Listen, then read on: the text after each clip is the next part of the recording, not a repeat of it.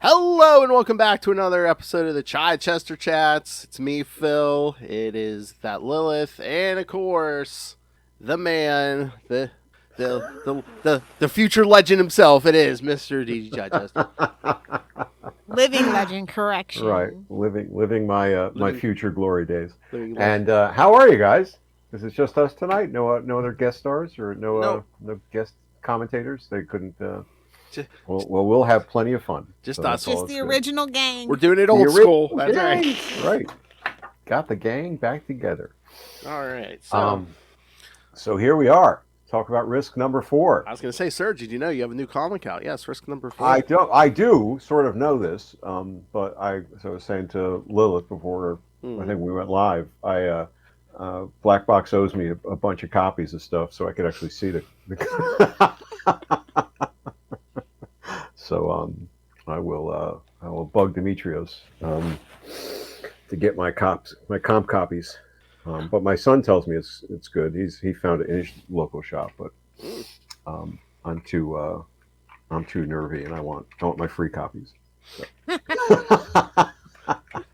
I think my first question is, how can BlackBox print on this nice glossy paper and everything, and basically charge the same price as Marvel and DC, but it's like their paper quality is not even as good. They do a really nice job. They do. I mean, I have to give props. Not that I have to give props. I mean, I do give props. I think they do a quality product, from start to finish. I mean, they got a wide, diverse line of characters. Not just blowing smoke. I mean, it's sort of like they cover a lot of genres. Yeah. All of them look great. The production values are high, and it's good stuff. So And you never know who's like who might pop up to write a book or do the art. Some surprisingly big names, like if you're not familiar with BlackBox Comics. Yeah, I mean, Demetrios is a fan, and he's going after people. I mean, that's it's fortunate he tagged me in, but he's going after all sorts of folks. And Chuck Dixon, I know, has done stuff. Scott McDaniel, I record a couple other names. I don't know if that's stuff he's like putting moving forward on, or if there's any interest for them, but he certainly finds folks who may not be as well known but are doing really great work, and folks who've had something going on and giving them a new platform to play in. Hey, there's an idea. You and Scott McDaniel doing a book. I have a feeling that would do well. Yeah, I would love to work with Scott again. That would be awesome. I think Scott did their launch title. I'm pretty sure it was the IT Crowd or something like that, I think it was called. And so I think that was the first one that BlackBox did, and Scott was the guy on it. So, and as I think I said on a prior episode, Demetrios had tried to recruit me earlier for something, and I just was not in the right headspace. But fortunately, he was good enough to approach me again, and I was much more sane this time. So. And I'm probably jumping way ahead, but I swear when I popped on, I heard you and Lilith talking. I mean, we do know you have another series coming after this, but then is there more coming after that? Yeah, I mean, there's the sword and sorcery one, which I've shown a couple of things, and if Demetrios doesn't give me a title or a go ahead, we'll just start talking about it anyway. The code title for that is like Skull Warrior. So I don't just keep saying like, and I have no idea if that's what he intends to be the final title, but that's looking amazing, and kind of comes at things from such a totally different direction. It was fun to do, but he's jazzed about it, and he actually wants to do. He's asked me to do a sequel to it, which before it's even out. So I'm trying to find the angle on that, and then he had an idea for. I'll call it like an alien conspiracy sort of thing.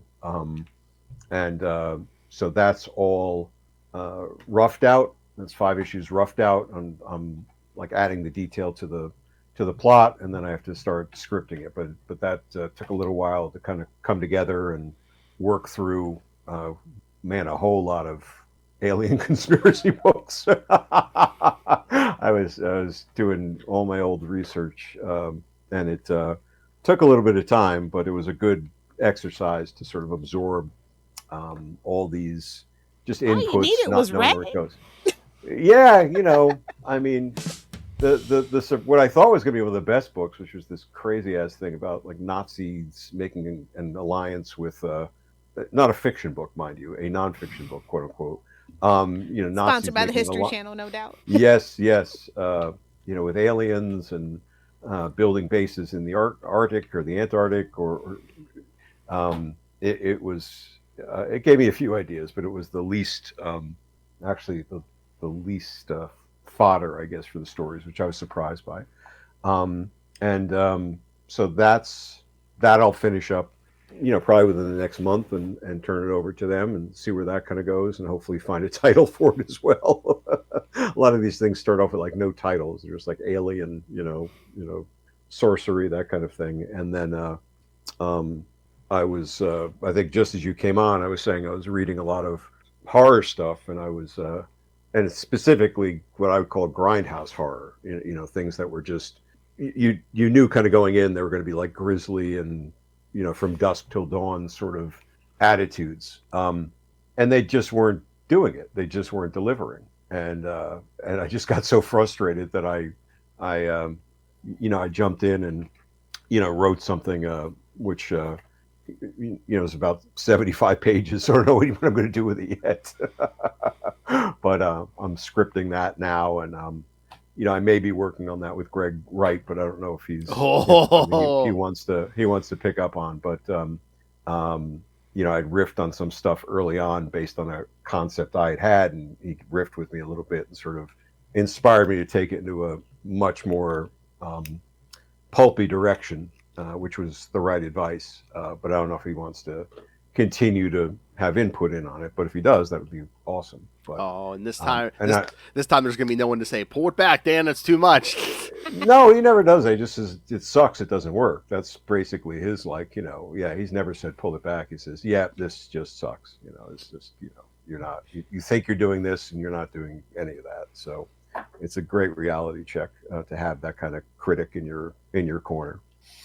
It's so great to hear you have so many other things coming up. And are you like how do you like prevent the burnout? Like how do you stay creative? Do you like just make sure you're taking time for yourself, or you just fill with like all these like backed up ideas, for lack of a better phrase? Sorry. So did Lilith just ask you if you're full of it?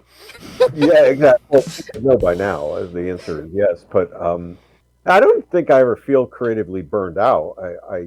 I feel sometimes it's just finding the time to juggle it with what I'll say is more real paying work, and that's the trick, is to make sure you're putting in time on this other stuff, so 6 weeks don't go by and I haven't touched one of these projects or something like that. There may be a couple days go by sometimes, which I don't even like that. I like to at least take an hour a day and plug away at something, even if it sucks.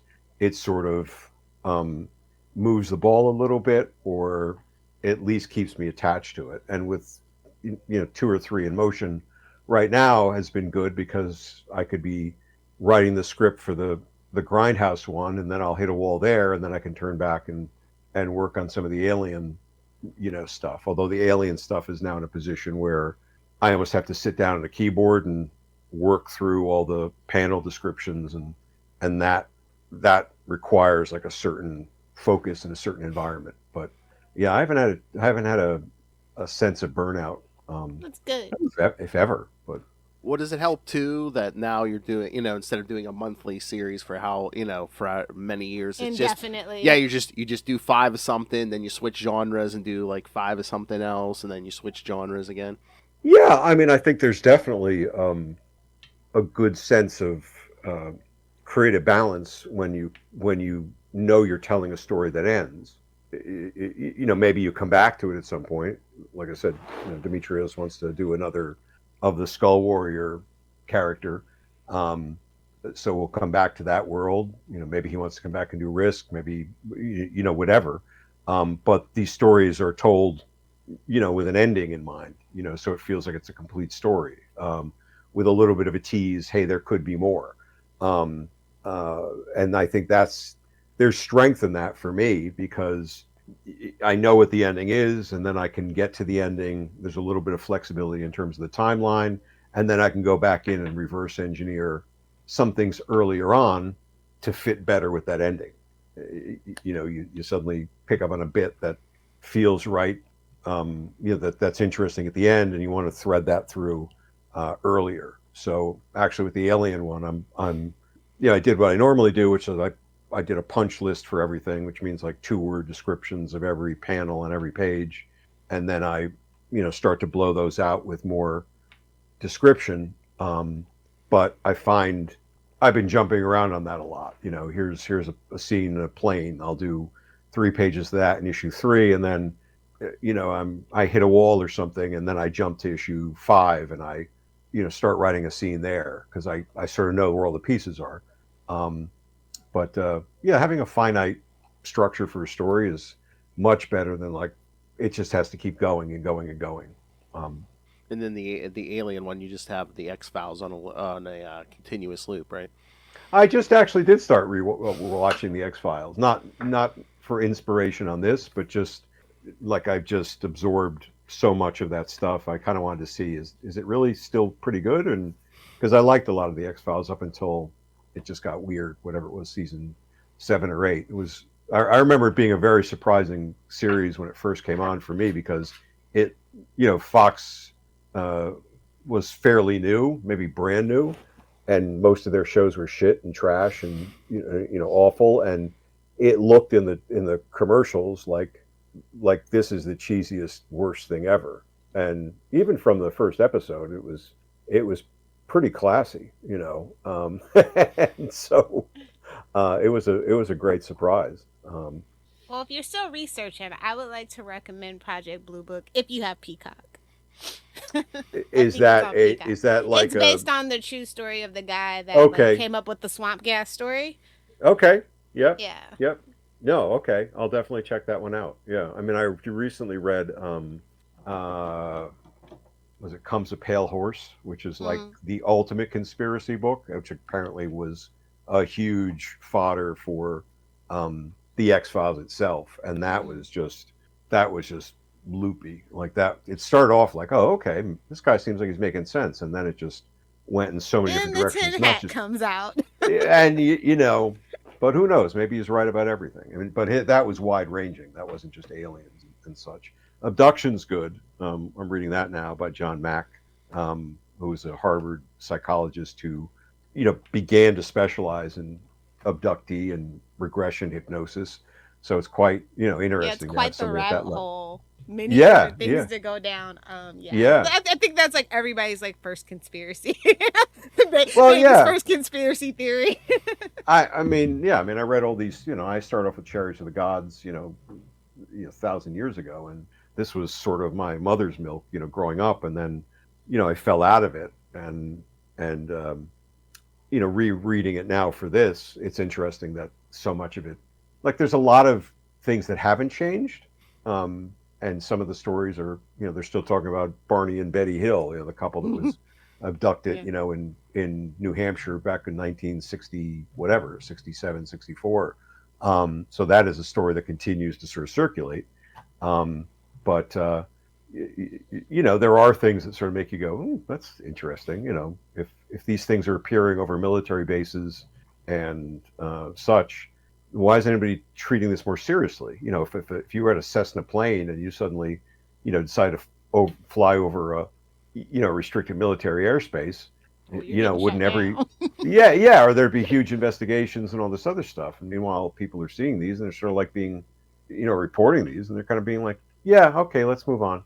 And swamp gas, nothing to see here. Swamp gas, right? He did regret that later, like that particular, which is, he became actually a pretty interesting, I think, figure. I can't remember his name off the top of my head, but it's definitely a rabbit hole, and there's definitely, and that's with this particular story, trying to strike a balance between being a little pulpy with it, but also, I'm really interested in seeing what the tone is. I'm writing it with a little bit of like kooky flair, but at the same time, I'm treating it not outlandish, either.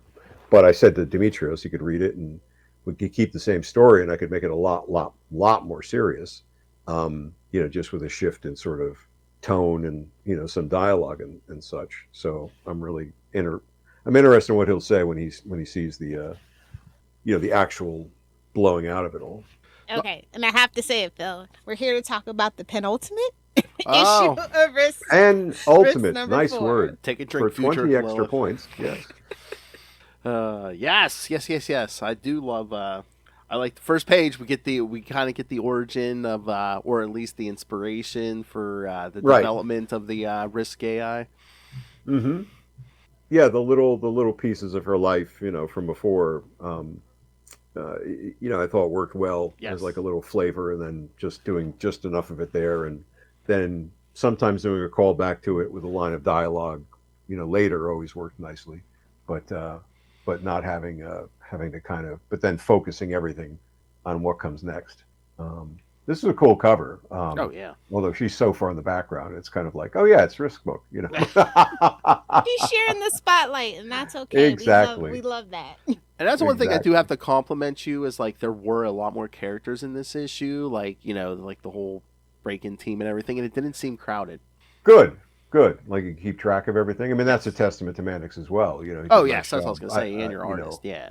But certainly, yeah. I mean, I had a pretty distinct idea of what I wanted everybody to accomplish, and it was important that her team, Ruby's team, get the catbird seat, but Helvet and his fun folks, were a good counterbalance. Once I saw that angle. Yeah. Was there any? Oh, sorry. No. I was just gonna say no. It was a nice little like futuristic kind of Ocean's 11 or. Yeah. If you love the heist, like a heist film, kids, yeah, especially this issue was.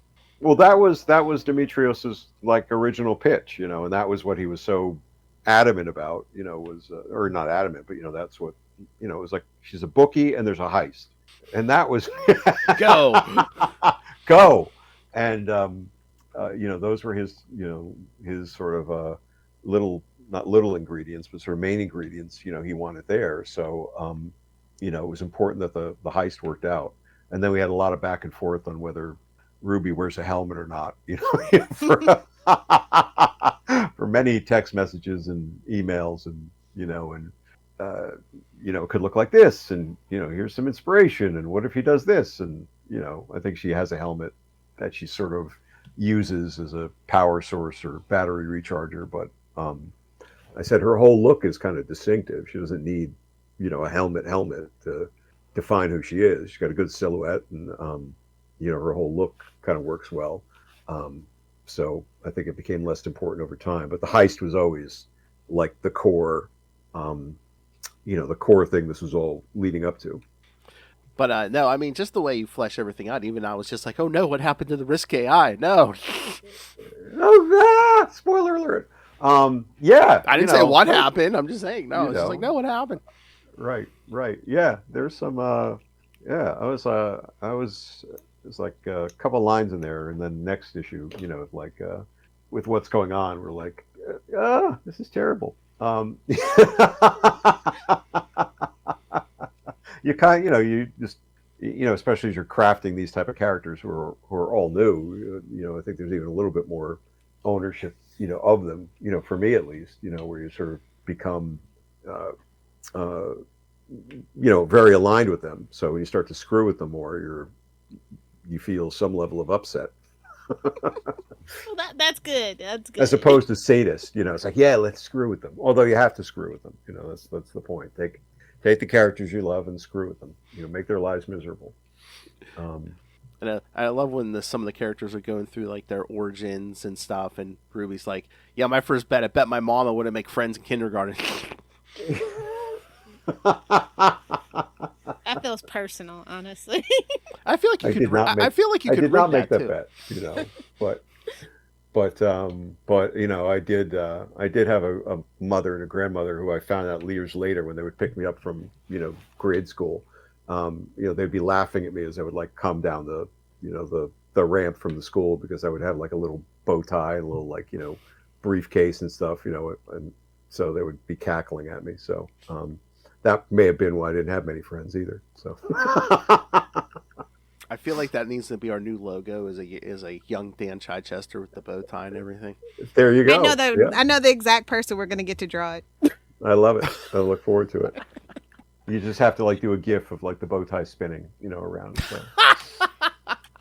I know you're a seasoned pro, but do you find penultimate issues harder to write, to like strike the right balance to set up for the final issue, or more the final issue and like saying goodbye and making sure everything's wrapped up the way that you want? Well, to me, I didn't like necessarily look at it as like a penultimate issue. I looked at it throughout. I think you said something about this like last time, in terms of like the way the structure was playing out, I think well for you. It was important to sort of just move things ahead and get to a good, I want to know what happens next space. And this is on much more of a direct drive to get to the, Mal is testing Ruby in issue 1, revealing himself in issue 2, recruiting them to the heist in issue 3. Now the heist is happening in issue 4 and then going south. So there's a linear sort of path. Whereas the Skull Warrior one, is just took a different approach. It's much more episodic in a way, like each issue. And maybe that was also because I did a lot of sword and sorcery research. I read a lot of stuff, reread a lot of stuff. I loved Gail Simone's, work on Red Sonja. I definitely absorbed has a certain that. rhythm, Yeah, exactly. And the rhythm is, that there's a bigger, at least the rhythm I picked up on was, there can be a bigger world and experience, and you can tell a big multi-issue story, certainly. But I also like the feeling of the episodic ideas, but still that each issue would end, even if they were episodes, with something that would grab your attention, and pull you into the next one. So that's more, my feeling is, have I left myself and hopefully the reader like in a place where tenterhooks. Gotta know. Yeah, there's a hook, right? As opposed to like issue's over, wah wah, and I like the rhythm, of how these have played out, and each one has been written, in a different, way. Like the character of it is, I feel, are very, very different. With the Alien one, I think I'm going to write it without any narration at all. There'll be like, I think I'm going to use a couple of captions to sort of establish like some place and time more quickly. But so each one is taking on its own character. But I do like the idea more about just making sure there's a hook, for you, the reader, to want to come back and see what happens next. Yeah, I definitely need to know what happens next. Oh yeah. Invested this money. You better pay off that last issue. I've come along this far in this ride. And I know you're probably going to say I'm off base. Like, this isn't anything what it means, but like when they do the whole eyeball thing and like the whole does it hurt? Oh, Graph Tech always hurts, but it's the price of looking good. I'm like, is that a comment on plastic surgery or not? No, I think it was just a comment on the fact some of these guys look freakazoid, right? Borsi's, malformed, Helvid, is a train wreck. It's just, even Ruby, is not exactly, well put together, all together. Because that could kind of be a sequel, don't you think? It's just like, you come back and it's like now people are getting like the implants who don't need it, but just because, that's the hip new trendy thing or something, or... Well, there's some of that, right? I mean, there's some of that I think we do in issue 2 when, we sort of talk a little bit more about Graph Tech and, everything was done just to kind of be functional initially. Like, I don't have an arm. Well, we can get you an arm. Like, I'm missing part of my face. We can kind of make that work.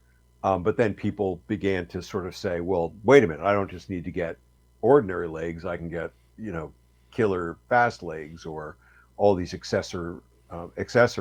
What I thought was kind of interesting, I don't know where I go with it, but I was talking to Demetrios, about, the world, if this happened, like whatever it is, 7 years ago or something, I can't remember the exact timeline, but now there's a new, you're on the cusp of like anybody born after that isn't melted, right? So now you got a whole bifurcated world of people of this Graph Tech and then younger people kind of coming up.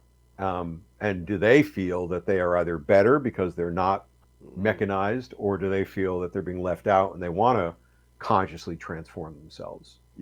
like do that sort of thing. I don't need this, but I want it, because I want to really cyberpunk myself out. I mean, I kind of like the angle here of just that these people had to do it, versus a lot of cyberpunk stuff is people just choose doing to do it for the they're doing it right. Doing They're it doing for it. the bit. I can just imagine. Which is cool in its own way. Like a red carpet outside an award show. Oh, the cybernetics make you look 20 years younger, or something. Right. Or they're flexing or showing off or doing whatever. But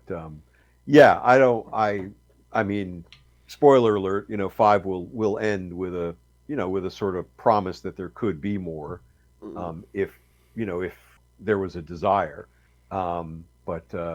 If you, the reader, demand it. Yeah, if you're the reader, demand it. I just need a Mal spinoff. I'm just gonna be so real with you. Which spinoff? A Mal spinoff. Absolutely. Okay. Mal is fun. But you just let a villain be a villain. I love that. Yeah, you just see the whole thing from his side. Flip the whole thing around, tell the exact same story from Mal's point of view. And then it's just wait a minute, I got screwed over. I did have a daughter, and maybe he does. I don't know. And I don't think I'm spoiling too much, because I think everyone kind of assumed this was coming. But I think the quote of the issue is, "The truth is, I dicked you over." And how often can you really just write that with ease? Well, that line works for everything. Anymore. But you feel like it's pacing itself. I mean, you guys have followed along this whole journey. Yeah. So it's still delivering and still kind of unpacking the world, for you. Oh, definitely. Was there anything like left on the quote unquote cutting room floor that you couldn't squeeze into this issue that you would have liked to? No, I thought it. No, I mean there wasn't. I mean hear. there was a couple places where we got 5 issues this time, Lil. Yeah, I mean there was some stuff I thought, and this gets back to something you said earlier. Like Dimitrios has been very flexible in terms of timing. Like it's not necessarily take all the time in the world, but take the time you need. So that's allowed me to kind of the luxury of, I guess, being able to work through things. So I could repace stuff if maybe it was feeling too crowded, or maybe there were a couple of scenes where I didn't know where it needed to go. So it was a little bit flabby, or it needed more going on in it. So by being able to have that flexibility of time, I was able to either repace things or fill in some new detail of the world. Like last issue's, grid game, was something that kind of came up later. I don't think it was originally in the initial sort of outline of the story. But once I was able to I knew I wanted something. I wanted some kind of competitive event. But once I got into that more, I thought that played out nicely as a way to sort of enrich the world a little bit. And it was good to sort of be able to figure out how do you play something like that out and still keep Ruby, heavily involved. So you're not sort of like, oh, what does the scene have to do with anything? But it actually sort of establishes aspects of the world. It reestablishes her strategy. It sets something up with, a new adversary, who shows up now at the end of 4, and allows me to bring together a few other places like that, but nothing got left. Fortunately, one little scene gets left out of the alien pacing, which was a fun little bit, but that's jumping ahead to a totally different story. But that was okay because that was always sort of extraneous anyway. The whole alien thing, like I was going to say before, I don't know. I think the way the world is now, it used to be, are aliens coming to take over? Now it's like, are aliens coming to take over? Please. Yeah, exactly. Please. Yeah, I'm waiting for the, that thing that's out by Jupiter. Like, if it's a friggin' I'm tired of paying taxes. Just do it already. Yeah, I'm tired of stupid people. Like, like there's some kind of dark forest event. Just come and just end it. Yeah. All of a sudden, Independence Day is a feel-good story. Exactly. Oh, thank you. We all go up. We all go up to the sky. But yeah, that'll be interesting to play out once that's starts to kind of come together. Maybe I'll take you through like the bones of the the story, you could help me figure out a title for the damn thing, because it's Phil loves to name things. He does. Yeah, it's like you get hung up on sometimes you get hung up on things like that, or at least I do, and then it sort of drags you back, drags you down, slows you down. And one of the best pieces of writing advice I got from David Quinn, which was as you're writing something, just if you hit a wall like that or anything, just write angry word goes here, cool sounding line goes here, and just move on, because you'll drag yourself down by trying to get the right thing right in that moment. Now, I was just gonna say, is the alien story gonna be like the X-Files? And if you do need help with dialogue for Agents Hellfire and Perich, we will be more than happy to help with that. Get you guys in. Yeah, it's like I do have. The code name is Eve Heavenwater for the comics, Phil. Oh God.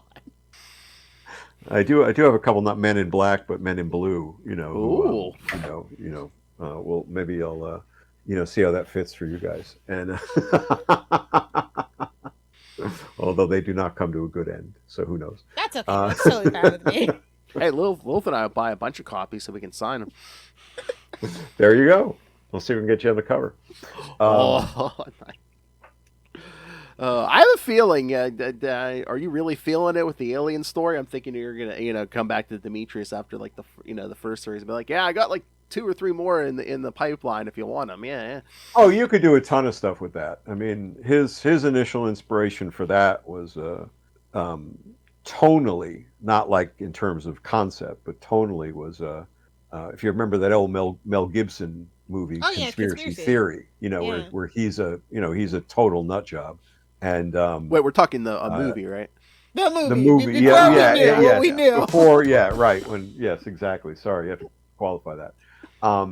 And so that vibe, one of the I'm going to say one of the main characters, has that vibe, just constantly spouting, that stuff like it was free association, and that sort of semi-manic, energy. And so that can go like any number of places. I mean, this one is focused, full bore on the alien aspect. And in fact, that becomes a really, I think, kind of interesting underpinning for the whole reason for the story and the characters he connects with. So I think it probably would always stay in that zone. But it could also pick up on other conspiracies or other oddities or cryptozoology sort of things. And then, you could pull them back around and sort of say, oh, it's aliens, right? It's like that kook, on what was that show? It's aliens, but it's I'm not saying exactly him. Yeah. I told Demetrius the whole social campaign. Meme. That whole social campaign. The first cover should be a parody of that meme. Exactly. That's what I said. I said you should just do that meme like 1,000 times. I'm not saying it's aliens, but it's, I love that. I watched a few of those, and they were just like like there were so many catchwords that just kept coming up again and again. Like some people say, and it's possible that, like everything sort of starts with, like this, just non-logical associations. I remember a time when I used to watch the History Channel, and my grandpa used to ask me, this is kind of like one of those things, is Hitler still losing? It's like, yeah, well, not no more. We haven't seen a good, like, World War II documentary on History Channel in decades at this point. I won't be able to find, like, this was my my alien, like, notebook, right? This is all my, like, notes I was taking for, like, the story.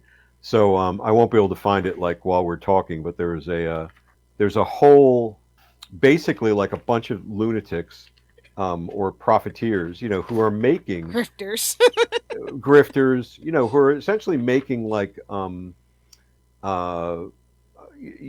but they've got a fancy name for it, but like they're documentaries, that are delusional, right? They're not quite deep fakes, but they made one apparently where it showed aliens. Oh, the dissection of the alien. I remember that. No. Oh, not that one. They're fighting in World War I, and so it looks like it's a documentary, as if these aliens are fighting, in World War I, and then they're showing it, with the mildest of disclaimers, And so people kind of coming into it with no context of any history, would be watching this and sort of saying, "Oh yeah, that happened. I saw a documentary on the History Channel about it." And Well, that's your first mistake. right, but it's like, but that's the whole thing, right? It's on the History Channel, so it must be factual. I'll And never this, forgive them for the mermaid documentary. I'll never oh, forgive them for that one. Where they made like this documentary. It was like a mermaid, and they were dissecting it, and just like the alien one too. just like the alien one, Yeah. kooky, crazy. But so what's going to happen with Rysk? What do you any predictions for the next round? Or Her and Mal are gonna kiss and end up together. there you, damn man, did I send you the script by accident? It's sort of like it all comes around. I was doing this I'm for shipper you. trash. Don't mind me. I did it all for you, Ruby. I did it all for you. I have a feeling. I don't know. I hope I'm wrong. I'm thinking someone's gonna die, and I don't know. You said that you're leaving it open for a possibility of a sequel, so I'm like, just hoping Ruby makes it out, but I'm just like, and Dan, he might just spin it off somebody else. I don't know. That could be, yeah, exactly. Or we just increase the size of the team. We go from the Ocean's 11 to Ocean's 12, and it's sort of like, we just keep adding more folks as it goes along. See, franchise. No, I did.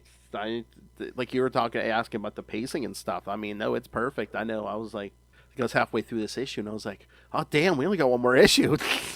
Yeah. Well, that's good. I mean, that's really good to hear. I mean, it's sort of, I'm mindful of you guys knowing, so much of my work and especially comparing it to what was before and, what is now. So it's good to know that it's engaging and keeping you, interested and, for something that's brand new and doesn't have any sort of connection to, oh, I've always loved Daredevil and you did a really good Daredevil, or I always loved Nick Fury. These are things that don't have any association aside from what you're starting off with, a kind of a blank page.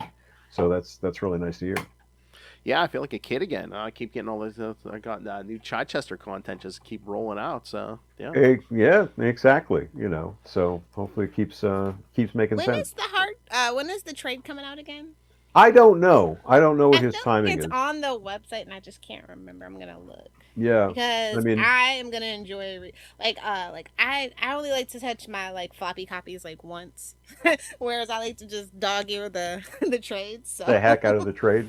Yeah, I'm not sure. I know I'm hoping there's not another little gap with 5. I know there was a little bit of a, he thought there might be some timing issue with 5. I mean, if that's the case, then that's something that just sometimes is out of the control. But I don't know what his timing normally is. If he tries to do it, X weeks, X months, whatever after.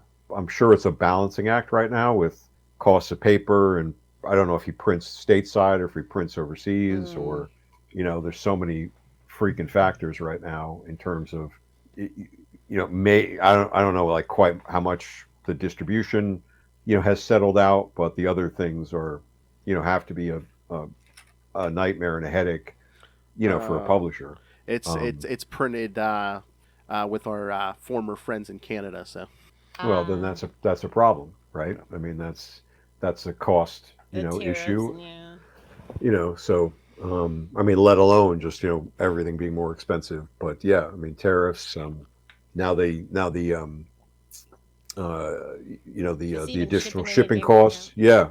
So yeah, we haven't talked about that, but hopefully it doesn't affect it too much. But that's make comics great again. So there you go. And seriously. You know what? Tell Demetrius, do the same thing I see it at work all the time. If price goes up on something, when they send you an invoice or whatever, there's they make their own separate line. Here's what the tariff costs. All these companies are like, don't blame us. This is what the tariff is. And I think people understand that, but on the other hand, it sort of gets to, you just have to make a decision. Well, I can't buy it then, right? So that's the worst thing. I walk away from it. And there are stores or companies that have closed, not comics companies, but just. Somebody who's running a pretty good business doing X or producing Y, and they can't do anything with it anymore. So they got to go out of business. They can't ship it in. They can't pay the costs. And obviously, I don't want that to happen to anybody, especially Demetrius. Always got some stuff for me to do. But I was gonna say, I don't think anybody still knows the whole story behind what Diamond did. I don't know. I mean, I mean, if you care to dig through the legal paperwork, it's out there. But it's just really sad. Like I said, monopolies are no good, my friend. No matter what the industry, monopolies are no good. No, why would that ever be good? When does that ever work out? To benefit. I mean, where you guys, I have one cable company, right? Where we are, like many people do. So you're stuck with it. Now I think there might be a separate one, but they're, the service is apparently horrible. So you're still stuck with the main one. And how is that ever to any benefit? Somebody just paid off enough early on to kind of get a monopoly and a lock on a particular market, and then you're stuck with it. But that's another dystopian, cyberpunk-ish theme to work with. Yeah, definitely. But yeah, I'm very much looking forward to it, and I'm very much looking to the trade whenever it comes out. But it's been a pretty fun ride. It's been ticking all the boxes. Like I said, I'm just kind of tired of just traditional just superhero stuff. Mm-hmm. So I like a little grayness, a little amorality. Yeah. I mean, you could argue that this could be a superhero-ish story, and certainly I think she has superhero aspects to it or adventure aspects. What is there anything that doesn't work for you guys? That normally is my territory. If Mal and Ruby don't end up together, it doesn't work for me. Then it's going to fall apart. All right. I'm kidding. I'm kidding. Now I really like the antagonistic. Just there's very subtle digs at each other. I like it. I do. I don't have a problem. I like it all. It just hit me when Lil said, it's not her traditional superhero story. I'm just like, it reminds me of some old school storytelling because it's and now with Marvel and DC, it's okay, does this line up with the movies? Do we check box A, B, and C? Original IP is just so refreshing at the end of the day. Demetrius gave you two talking points, but besides that, it's you and your team. That's the from top to bottom. Right, yeah. I mean, there was more back and forth, between us, and obviously I pitched my idea, and in pitching the idea, I took it in a much different direction to sort of justify what Ruby was and how she got her abilities, and I will say she did need a pet drone. I was disappointed that she didn't have a pet drone. A pet drone, well, see, this is already talking about, sequel territory. She can start to kind of have something there, and many pets. Why she give them a menagerie? There we go. I've got 4 dogs. I have no problem with it. It's like Harry Potter's owl. She can, oh no, we don't talk about the bird. We don't talk. Traumatic when he died, or or just that was off-screen death. That was pretty hard. But I felt pain at that one. I mean, there was kind of a drone in this for 2 seconds, but you don't want that to be your pet, though. Yeah, no. Or do you? Oh, no. We're not doing any drone personalities. We got enough other stuff to kind of go on with. So I think we talked about, did you do any gambling homework, any research on this? But it's casinos now. I mean, no, I did a fair amount of research. I did a lot of research for this. I mean, it was once I sort of settled in on it, talking about the, at the end of this, when she finds that Mal's, obviously been full of shit, and there is no medical tech. There is this, advanced, processor, the whole idea of edge computing and then, some kind of AI chip done in that way, or what I think I call it the Norn processor and that sort of thing. There was a lot of research, not as much as the aliens, but a fair amount of research about some AI details, so it wasn't just, hey, it's AI like everything else is, or talking about how the human body with the right encouragement, this being encouragement, from Rysk internally, could potentially augment itself, by creating some intellectual control over what are normally autonomic systems, right? Your breathing and your heart rate. If you could sort of gain effective control over those, then you would be able to do the things that Ruby is able to do if she pushes herself a little.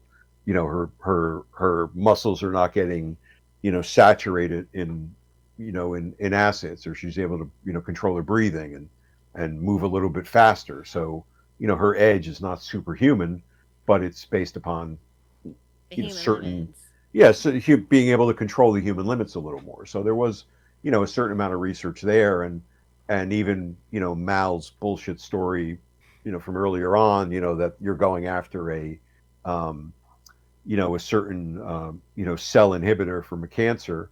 That was stuff I did, for years in healthcare marketing. So I'll count that as research, and those are actual, Hey, like, use what you know. you use what and so it was fun to kind of incorporate that, in.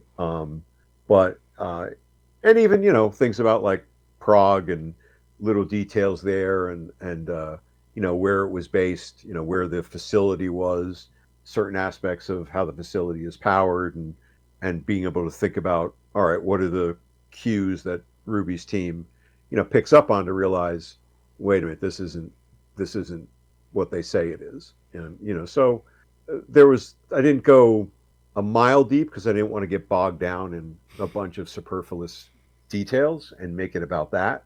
But I felt I leaned into it, in a way that gave me more than just doomsday device and cyberpunk tropes and such. Yeah, that was going to be my question. Is I know you were researching tech all the way back in the '90s. Are you always keeping up with like tech news, or did you have to like do like a deep dive when you started this Man series? has a 3D printer and a drone. Of course he does. Yes, True, absolutely. True. No, I'm a bit of a tech head. I mean, not to the level of, when that 3D printer jams up, I'm not going to fix it necessarily myself. I'm, without watching Hello, a lot of son. YouTube videos. Hello, son. Yeah. Are you busy? we exchange notes about it. But yeah, I mean, that's always been like, an area of interest, for me. And I think they've spun out a lot of stories over time, based on, a term here, or, a trend here. The trick with this is, once I started to think about the AI stuff, I didn't want to fall into, as I said before, everything now is AI this and AI that. Even when And it's not. even when it's not, very often when it's not, or the fact of what the miracles, quote unquote, it can perform, and the miracles it can't perform. So I didn't want to just become, especially since this was going to be in the future from when I was writing it. I wanted to use it, and I thought it was an interesting way to talk about what's giving her bookie edge, but I didn't want to do something that was going to be dated by the time it came out. So fortunately, I don't think, I don't feel it has been, like I'm Hopefully not you didn't reading give it now. anybody any sinister ideas. Yeah, but I think I was much more prescient, in the, Tree of Knowledge story, from back in Daredevil days, where the whole, just Well, yeah, it's using, like the future doesn't look like the future anymore, We're just kind right, of stuck. No flying right, cars. right, or the go was it No the replicators yet. yeah, yeah, or it's the is it the William Gibson quote, the future's already here, it's just not very evenly distributed, so Preach. Yeah. Oh, spoilers for issue 5. Yes, they'll be like, yes, we need to use this antiquated technology called Chat GPT. exactly, they'll just like, or we'll just have like, maybe I could do like a comic book scene of like those Claude's like, awesome, I'm jealous. Nobody ever right, talks about me. somebody just hammering away at the keyboard, like all the hacker scenes I'm in. in movie. I'm in, exactly. Do you ever see a movie? It's a 14-minute piece of brilliance called Kung Fury. Have you ever I seen don't this? think so. Oh my God, you have got to go find this on the YouTube. This guy, I think he's Scandinavian or Danish. He made this absolutely, excuse me, bug fuck like tribute to like kung fu movies and Miami Vice, style like cop movies, and he melded them all together into this thing called Kung Fury, and it's basically Hitler's the Kung Führer, and he's manipulating time, and he's going to take. It's just crazy as all get out. But anyway, there's a character called Hacker Man in it, who it's a great little 30-second scene, where it's just like, punching away at the keyboard and I'm hacking time. It's impossible to describe, but well worth your time to find it. So I think that's something we can bring to the gang to review, Phil. Oh my God, yeah. it is so brilliant. And he was going to make a sequel, and I think he got financing. I've actually seen like footage of this, like a full-on thing, but it hasn't been released. He got Schwarzenegger to play the president, and Wow. it was nuts. It was nuts. Huge. It was huge, like a long time ago, but it's still hysterical. He did all the special effects himself. He got David Hasselhoff to like I I'm in. think play. Yeah, it just the genius of things is just keeps coming on. It's 15 minutes of your time. I tell you, well worth it.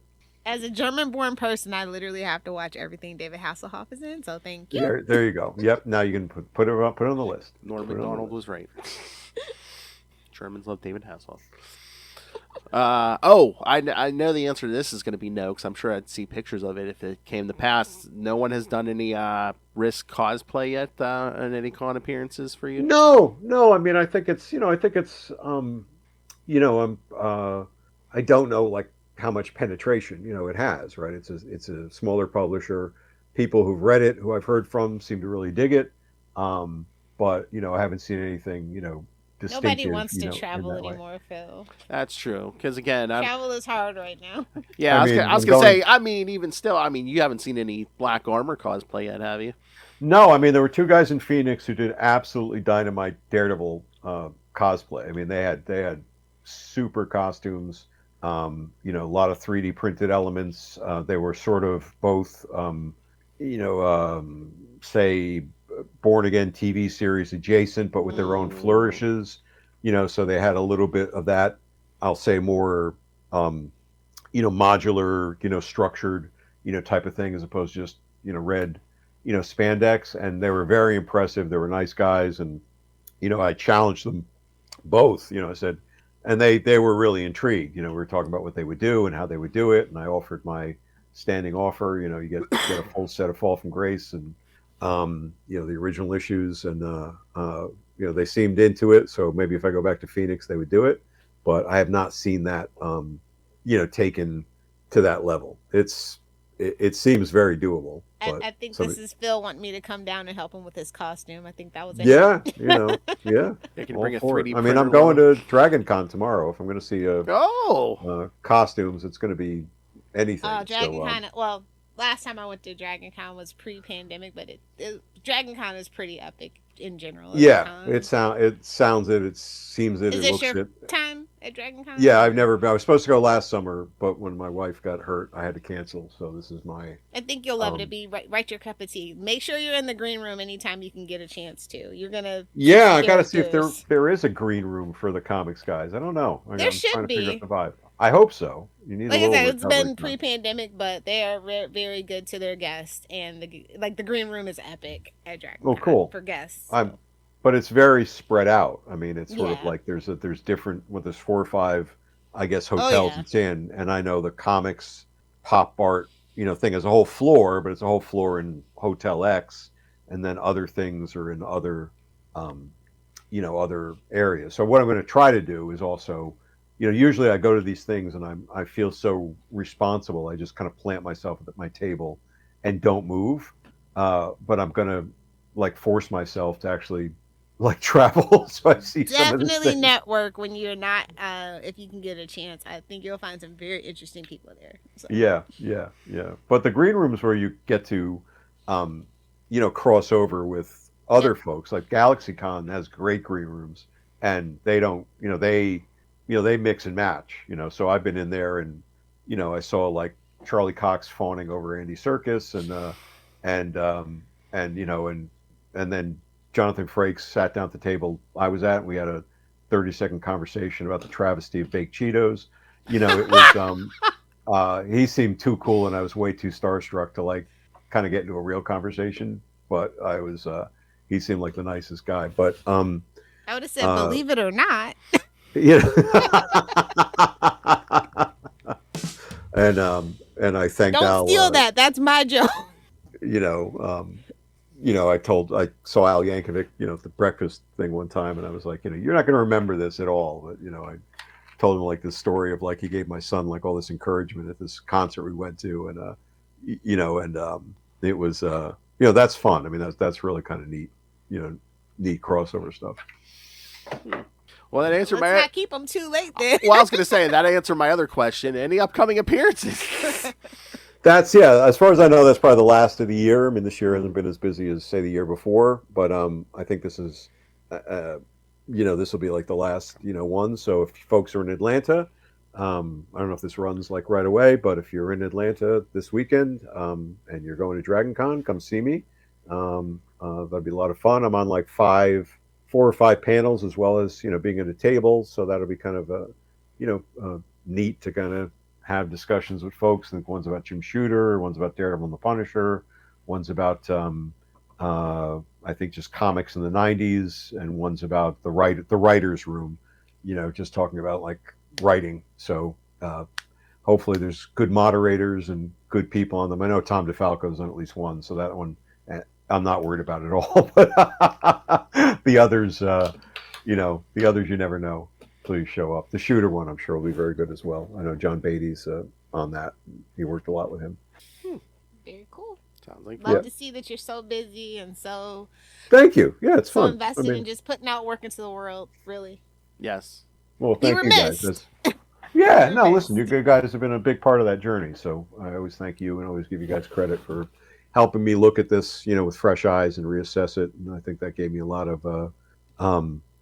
Confidence, before things, started to kind of open up to actually doing some new stuff. So, I mean that, very grateful for that. Just waiting for the day an issue of his comes out and says, inspired by 2 dummies on the Capes and Lunatics podcast. I will, we'll work it into, I think the Alien one has a good scene. I can work that in. I'd brag. I'd be like, where are those dummies? Where are those dummies? Exactly. It would totally be framed in my office. Anything else? Story Maze? I'm that's been keeping up pretty well. I mean, I wrote 2 nice tributes. I thought they were nice tributes.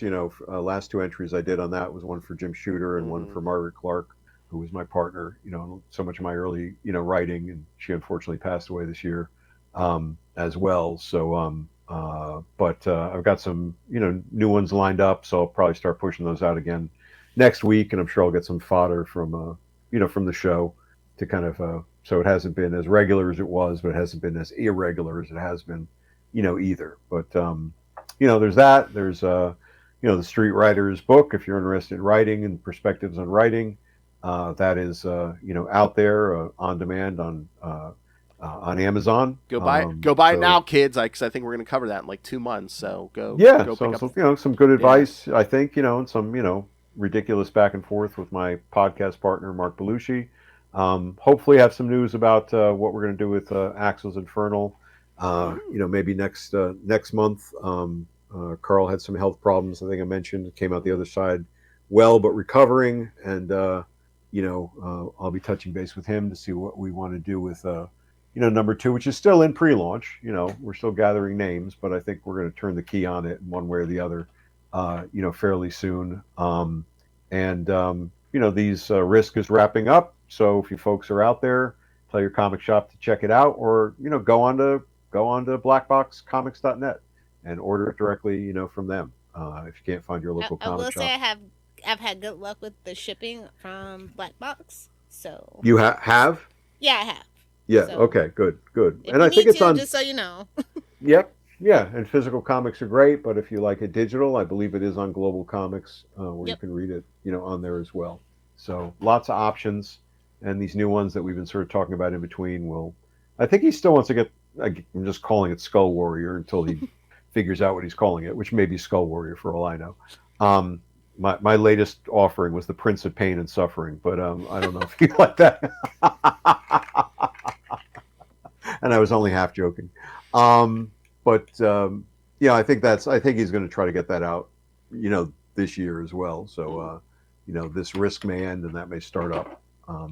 But that's going to be a fun one.